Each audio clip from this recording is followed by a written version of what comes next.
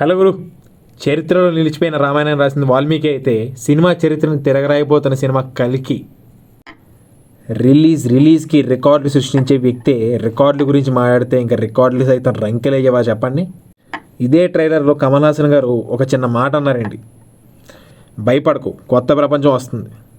Literally అది చిన్నవాడైతే కాదు, చాలా ఇంపాక్ట్ ఉన్న డైలాగ్ అది. కొత్త ప్రపంచం వస్తుంది, టీఎఫ్ఐ మారబోతుంది, స్టాండర్డ్స్ ఎక్కడికో వెళ్ళబోతుంది. ప్రభాస్ అస్తమాను బుజ్జి అంటుంటే ఎప్పుడో చిన్నప్పుడు మన బుజ్జిగాడిలో మర్చిపోయిన బుజ్జిగాడు బయటకు వచ్చినట్టు అనిపించాడు నాకైతే. నేను ఈ ట్రైలర్లో బాగా సర్ప్రైజ్ అయిన ఎలిమెంట్ ఏంటంటే అమితాబ్ బచ్చన్ గారి యొక్క screen presence.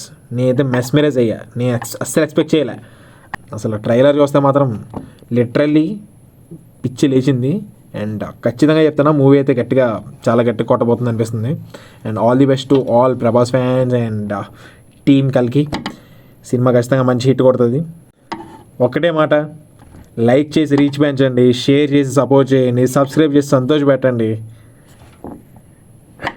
Take care Guru. Thank you.